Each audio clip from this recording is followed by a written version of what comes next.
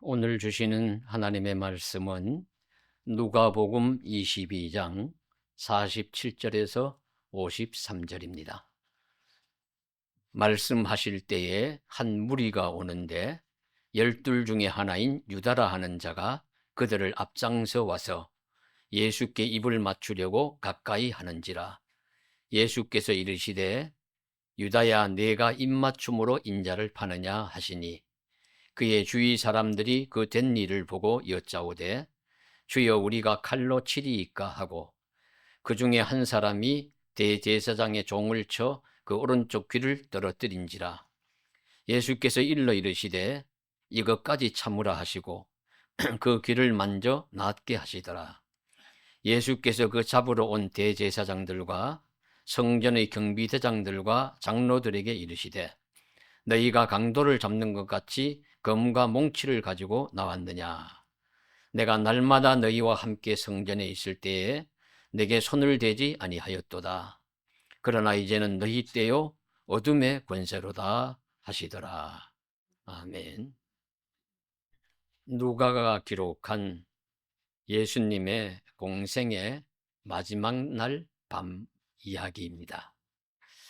겟세마네 동산에서 기도하시고 제자들이 함께 깨어서 기도하지 못함을 좀 교훈하신 후에 유다가, 예수님의 제자인 가룟 유다가 사람들을 이끌고 이제 예수님을 체포하러 우리 겟세마네 동산에 와서 예수님을 체포하는 장면이 나오는 이야기입니다. 마가복음에 의하면 예수님을 체포하러 온 유다와 함께 온 무리는 대제사장들과 서기관들과 장로들에게서 파송된 무리이고, 그들은 손에 검과 몽치를 들고서 예수를 체포하러 온 것입니다.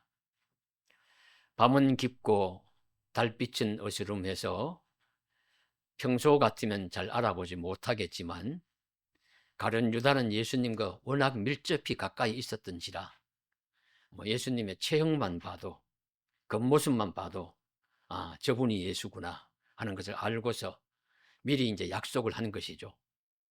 내가 가서 입 맞추는 그이가 예수니라. 그렇죠. 예수님과 다른 11제자가 있으니까 12세 사람은 있지 않겠습니까? 그런 사람이 어두운 가운데 이렇게 있는데 예수신 줄 알아볼 수 있는 자, 유다가 예수님을 알아보고 그에게 가서 입을 맞추면 그가 바로 예수다. 그렇게 그를 붙잡아라.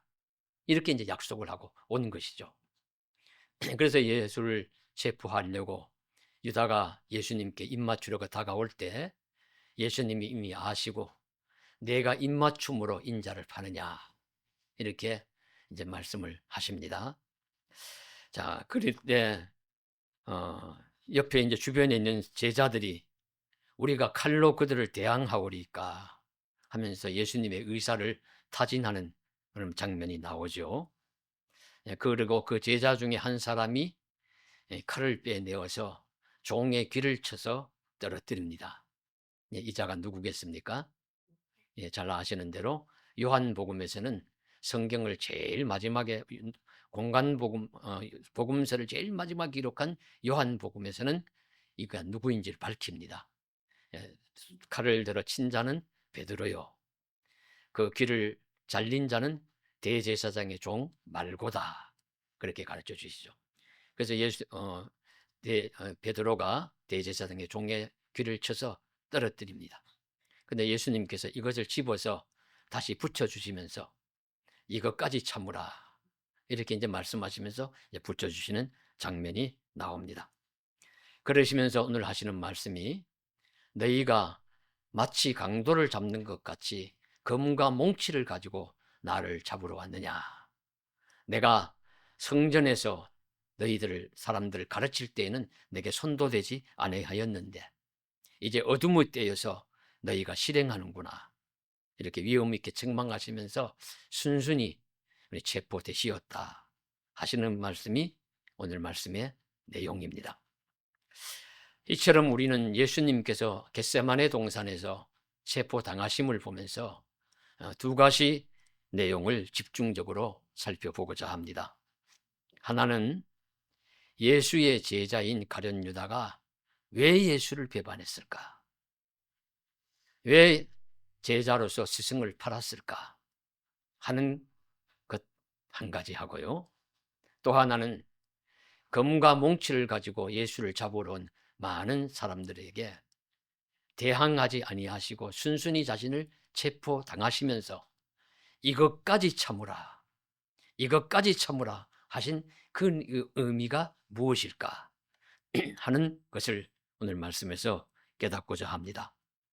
그러면 먼저 가룟 유다가 왜 예수를 배신했을까요? 적어도 세 가지 이유가 있다고 봅니다. 그 첫 번째는 예수님에 대한 실망감 때문입니다. 이 실망감은 정치적인 실망감, 메시아관의 차이에서 오는 실망입니다. 예수님은 십자가를 지실 고난의 메시아로 예수님께서는 이 세상에 오셨는데 가룟 유다나 이 십자가 이전에 부활 이전의 제자들은 예수님을 영광의 메시아, 승리하는 메시아, 세상의 승리로서 영광을 이루어 세상의 왕과 큰 장군과 같이 일어서 가지고 로마에 대항해서 사람들을 모아서 로마에 대항해서 로마를 이기고 유다를 해방시키는 그런 민족적인 그런 메시아를 그들은 기대를 했습니다. 영광의 메시아, 세상적인 승리의 메시아를 기대한 것이죠. 그런데 예수님이 공생의 말기에 가시면서 기적도 점차 줄여가시고 이렇게 하시면서 예수님이 자꾸 종종 하시는 말씀이 나는 죽을 것이다. 나는 십자가를 지고 죽을 것이다. 대제사장들과 장로들의 꼬임에 사람들이 현혹되어 가지고 나를 팔아서 결국엔 내가 죽게 될 것이다 하는 말씀을 자꾸 하시니까 그들이 바라는 세상적인 영광의 메시아와는 거리가 먼 것입니다. 아이고, 우리가 따르던 스승이 죽는다고? 죽으면 우리가 어떻게 되지? 우리 다 소용없는 일 아니야. 이렇게 하면서 실망을 했는데 이 실망을 유다는 어떻게 승화를 시켰느냐 하면은 그렇다면은 내가 예수를 곤경에 몰아넣어서 막다른 골목에 몰아넣어서 제자가 정말 하나님의 아들이면은 신기한 능력을 발휘해 가지고 다시 세상을 구원하는 구원자로 설 것이 아니냐. 이런 의미에서 예수를 팔아서 곤경 막다른 골목에 넣었다고 보는 것입니다. 그런 해석이 하나 있어요. 그것을 첫 번째 해석으로 드는데 성도 여러분, 만일 그렇다고 하더라도 유다가 예수를 실망감에서 예수를 군림하게 하는 방편으로 배신을 했든 아니면 다른 이유로 배신을 했든 간에 이 유다가 예수님을 배신한 것은 올바른 길이 아닙니다. 배신은 스승을 존중하기는 하는 길이 아니고 제자는 스승을 존중해야 합니다. 스승의 뜻을 존중해야 되죠. 내가 어떤 길을 가더라도 너희는 나를 따르라. 예, 알겠습니다. 더 깊은 뜻이 계시겠죠. 더 높은 뜻이 계시겠죠. 따라야 됩니다. 그러므로 유다는 예수가 십자가의 길을 가는 것에 스스로 악역을 감당한 자로서의 책임을 면하기가 어렵습니다. 생각해 보십시오. 큰 그림에서 볼 때는 예수님은 십자가를 지시고 죽으셔야 했어요. 그런데 그 십자가를 지고 죽으시는 길에 유다는 쓰임을 받긴 받았는데 그 길을 자신이 악역을 자처한 것입니다. 하나님이 네가 악역을 해서 예수를 팔아서 예수를 십자가 지게 해라고 명하시지 않았다는 겁니다. 그렇게 해서 유다라는 한 인간을 파멸시킬 하나님이 아니시라는 것이죠. 유다가 스스로 자기 꾀임에 빠지고 자기 모순에 빠지고 자기 악함에 빠져가지고 예수님을 판 것입니다. 그래서 유다 자신이 무리하고 악한 생각으로 스스로 배신자의 길을 가면서 악역을 실행한 것입니다. 그 책임은 오롯이 유다 자신에게 있다는 것을 우리는 알 수 있습니다. 그래서 우리가 깨달아야 할 것은요, 우리는 세상에서 어떤 일이든 악역을 선택하지 말아야 돼요. 악한 도구가 되지 말아야 합니다. 악한 도구가 아니라 항상 선한 배역을 감당하는 선한 도구가 되어서 선한 일을 사모할 수 있는 저와 여러분 되시기를 주님의 이름으로 간절히 소망합니다. 둘째로 유다가 예수를 배반한 것은 태생적으로 금전적 탐욕이 강했기 때문입니다. 돈에 대한 지나친 집착이 그로 인하여 예수를 배반하도록 했습니다. 그런 흔적이 성경에 나오는데요. 마태복음 26장 14절 이하를 보시면 유다가 대제사장들을 찾아가서 흥정을 해요. 거래를 합니다. 내가 예수를 넘겨줄 테니까 나에게 얼마를 주려느냐. 내 은 30을 달아주마. 아이고 좋다. 그러면 내가 예수를 내가 약속을 하고 내가 누군지 지목을 할 테니까 언제 어디 때 나와 함께 가자. 이렇게 약속을 한 겁니다. 은 30을 받고. 그래서 성경에 보시면 그때부터 예수를 넘겨줄 기회를 찾더라 하는 말씀이 나옵니다. 돈에 대한 욕심이 많다는 것을 보여주는 대목입니다. 그리고 요한복음 12장에 보면 마리아가 예수님의 발에 향유를 붓습니다. 이때 300데나리온에 가는 향유를 가난한 자들에게 주지 않고 왜 허비하느냐고 비판하는 사람이 가룟 유다입니다.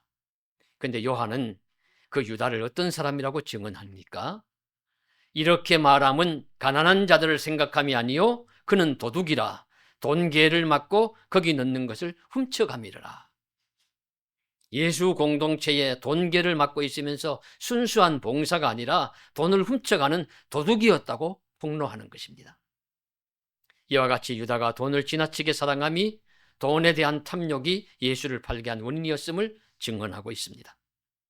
욕심이 잉태한 즉 죄를 낳고 죄가 장성한 즉 사망을 낳느니라는 말씀처럼 돈에 대한 욕심은 존경받을 스승을 배신하는 자리에까지 이르게 한 것입니다. 물질에 대한 지나친 탐욕은 사람으로 하여금 어떤 무도하고 무법한 일도 벌이게 하는 것을 봅니다. 도둑질, 횡령, 사기, 여러 부정한 일들의 범죄가 다 그런 부류에 속해요. 돈을 지나치게 사랑함으로써 법을 어기고 악한 일을 하는 것입니다. 그러나 성도 여러분, 물질도 돈도 하나님께 속한 것입니다.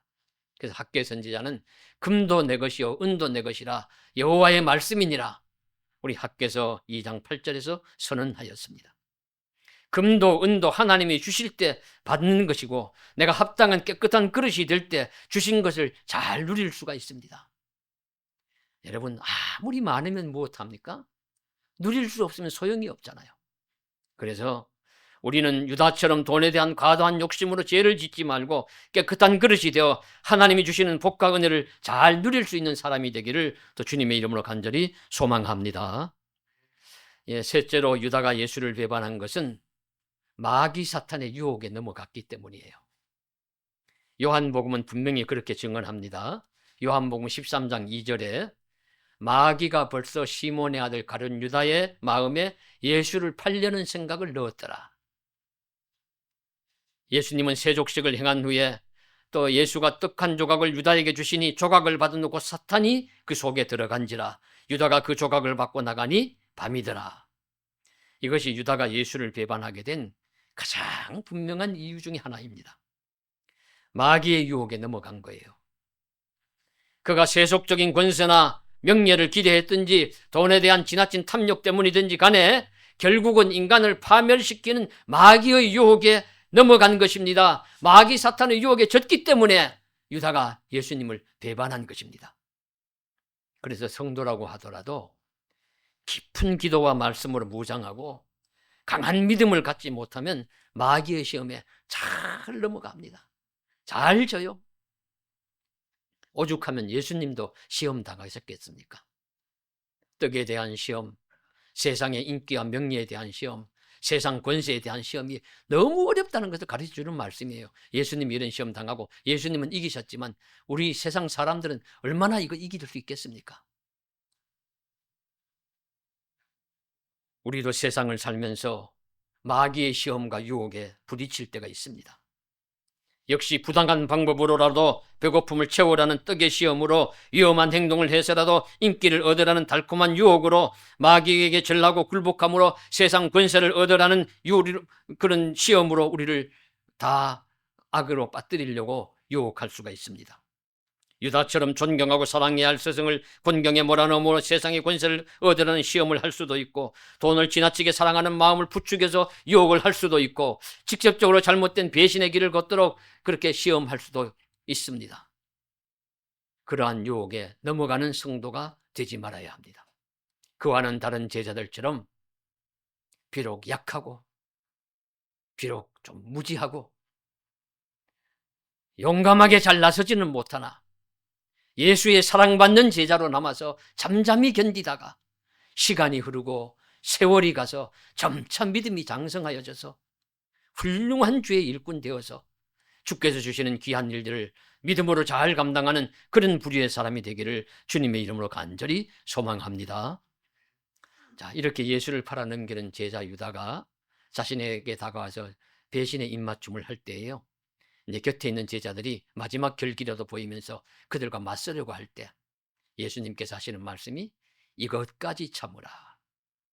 이것까지 참으라고 하신 그 말씀의 의미가 무엇이겠습니까? 역시 세 가지로 보겠습니다. 첫째는 이것까지 참으라는 말씀은 가룟 유다의 악독한 배신의 행위에 대해서도 참을 것을 말씀하신 것입니다. 사람들이 견디기 어려워하는 것 중에 하나가 배신, 배반이에요. 배신, 등지를 뺏자, 믿을 신자죠. 믿음을 배반한다 라는 뜻입니다.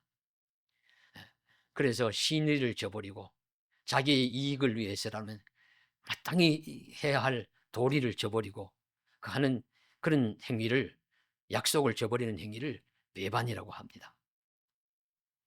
그럼에도 우리 세상사의 인간관계에서 비일비재하게 일어나는 것이 배신이요 배반입니다. 그래서 나도 누군가를 배반한 적이 있고 또 나도 또 누군가에게 배반을 당한 적도 있습니다. 그것이 이제 우리들의 삶의 모습이죠. 역사 속에 유명한 배신의 사건이 있다면 브루투스의 카이사르에 대한 배신입니다. 로마를 평정한 줄리어스 카이사르는 브루투스를 아들처럼 아끼고 신뢰했다고 해요.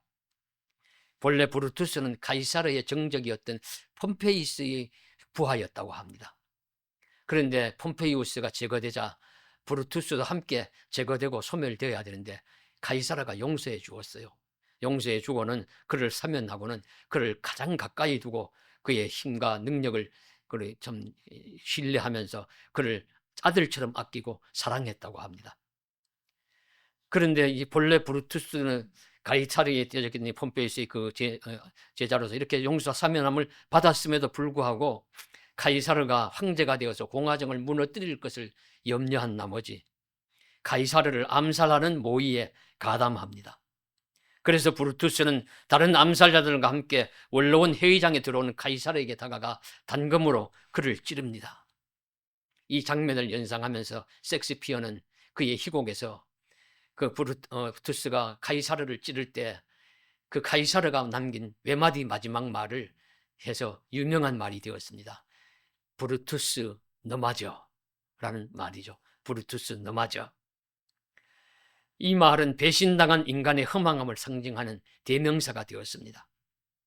그 이후로 역사가들은 아들처럼 아껴준 은인을 배신한 대표적인 배반의 인물로서 브루투스를 들고 있습니다. 그런데 이보다 더 유명한 역사적 사건이 유다가 예수를 배반한 사건입니다. 유다는 역사와 종교를 통틀어 배신의 대명자, 배신의 아이콘으로 불리는 인물입니다. 앞에서 살펴보았듯이 예수님은 세상에 대한 권력 의지가 없는 순수한 분이셨어요. 가이사르는 권력 의지가 있어서 세상의 큰 황제가 되려고 해서 브루투스 내가 배반했다라고 변명할 수도 있지만 예수는 세상 권력을 잡고 자기 무엇을 누리려고 했던 분이 아닙니다. 그리고 그분은 우리가 믿기로 하나님의 아들로서 세상에 오신 분으로서 완전 무결하신 분입니다. 그런 분을 배신하니 전적으로 잘못은 유다에게 있는 것입니다. 예수는 그런 유다까지 참으라고 하신 것입니다. 이처럼 극악한 배신을 용서하고 용납하실 수 있는 분은 예수님밖에 없을 것입니다. 그래서 우리도 만일 예수님을 닮아가려면 유다 같은 배신의 인물도 용납할 수 있어야 한다. 그런 것까지도 참을 수 있는 사람이 된다면 예수 닮은 사람으로서 하나님이 인정하시는 사랑과 용서의 인물이 될 수 있을 것입니다. 우리도 누군가 나에게 배신의 행위를 했더라도 유다까지도 참으시는 예수님의 모습을 생각하면서 참고 용서할 수 있는 사랑의 사람이 되시기를 주님의 이름으로 간절히 소원합니다. 둘째로는 이것까지 참으라는 것은 예수님을 체포하러 온 무리들의 폭력성을 참으면서 제자들의 신변을 보호하시려는 주님의 의지를 보여주시는 말씀입니다. 만일 예수님이 날 보호하지 않고 몰래 라고 제자들의 끌어오르는 분노를 부추겼다면 제자들이 나가 싸웠을 것 아니에요. 베드로는 힘을 내서 칼로 종의 귀를 예수님 말리는 데도 쳤으니까. 그랬으면 어떻게 되었겠습니까? 이들은, 예수님의 제자들은 싸우는 전쟁의 용사가 아니잖아요. 무력이 강한 자가 아닙니다. 그리고 제자들은 숫자가 더 많을 것입니다. 아마 수십 명은 데리고 왔을 것입니다. 그런데 12~13명이 당할 수 있겠습니까? 많은 피해를 입고 많은 고통을 당하고 또 죽음을 당했을지도 모르죠. 그때 예수님께서는 그들이 검과 몽치를 가지고 폭력으로 다가오지만 같은 폭력으로 대응하지 말아라. 이것까지 참으라 하시면서 막아주심으로써 제자들을 보호해 주셨고, 또 그런 폭력과 그런 악함에 대해서 비폭력, 무저항으로 대항하시는 예수님의 모습을 보여주신 것입니다. 그래서 예수님께서 그렇게 같은 폭력적인 방법으로 대응하지 말라고 말씀하신 것이죠. 그래서 베드로가 칼을 들어서 쳤을 때 예수님께서 마태복음 26장 52절에서는 칼을 가진 자는 칼로 망한다. 내 칼을 집어넣어라. 그렇게 이제 말씀하시기도 하셨어요. 이처럼 폭력에 동일한 대응으로 하지 않기를 원하시는 예수님의 비폭력과 선한 대응은 이미 산상수훈에서 말씀하신 바가 있습니다. 무엇이라고 하셨습니까? 마태복음 5장 38절 이하에서는 또 눈은 눈으로 이는 이로 갚으라 하였다는 것을 너희가 들었으나 나는 너희에게 이르노니 악한 자를 대적하지 말라. 누구든지 내 오른편 뺨을 치거든 왼편도 돌려대며 너를 고발하여 속옷까지 가지고자 하는 자에겐 겉옷까지도 가지게 하며 또 누구든지 억지로 오리를 가게 하거든 그 사람과 심리를 동행하고 내게 구하는 자에게 주며 내게 꾸고자 하는 자에게 거절하지 말라. 비폭력적인 방법, 더 넓고 더 큰 용납함으로 관대함으로 품어주실 것을 말씀하셨어요. 사람이 이런 말은 할 수 있지만 실행할 수 있느냐 하는 것은 또 다른 문제입니다. 그런데 예수님께서는 이런 극한 상황에 몰리었음에도 유다의 기대와는 달리 아무 저항도 그들과 같은 폭력적인 대응도 하지 말며 이것까지 참으라고 하신 것입니다. 또 한 가지는요, 예수님은 힘이 없어서 참으신 것이 아닙니다. 마태복음에 보시면은 이런 말씀이 나와요. 칼로 종의 귀를 내리친 베드로를 꾸짖으시면서 너는 내가 내 아버지께 구하여 지금 12군단 더 되는 천사를 보내시게 할 수 없는 줄로 아느냐. 12군단이나 더 되는 얼마 많은 숫자인지는 제가 자세히 계산을 못하겠습니다. 수많은 천군 천사들을 보내가지고 막고 이렇게 그들을 제압할 수 있는 힘이 예수님께 있으셨는데 그것을 참으시고 그들에게 무저항으로 대응하시면서 비폭력으로 대응하시면서 체포당하시는 길을 가신 것입니다.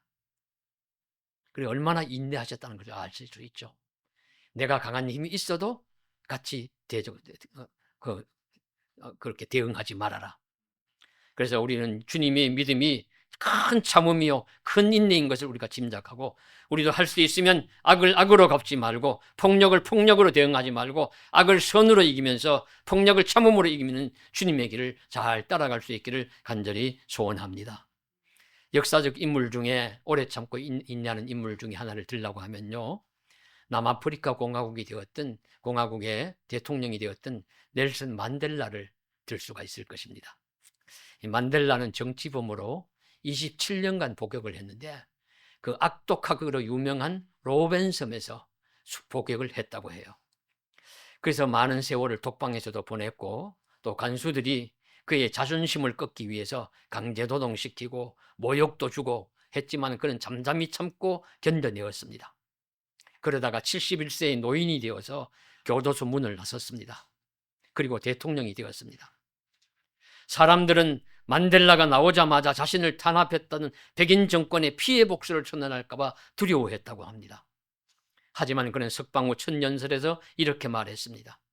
나는 흑인의 지배에도 반대하고 백인의 지배에도 반대합니다. 모든 사람이 조화롭게 평등한 기회를 누리는 민주적이고 자유로운 사회를 꿈꿉니다. 그는 자신을 가두었던 간수들을 대통령 취임식의 귀빈으로 초청했고, 정적들에게는 과거의 잘못을 처벌하기보다는 진실과 화해위원회를 두어서 진실을 고백하면 사면하는 파격적인 행보를 보였습니다.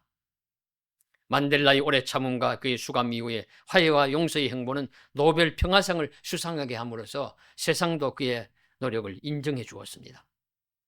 그런데 중요한 것은요, 이런 만델라의 행보의 이면에 예수님의 발자취를 따르는 삶이 있었다는 것을 우리는 보아야 합니다. 그는 어린 시절부터 신앙생활을 열심히 하는 감리교 신자였다고 해요.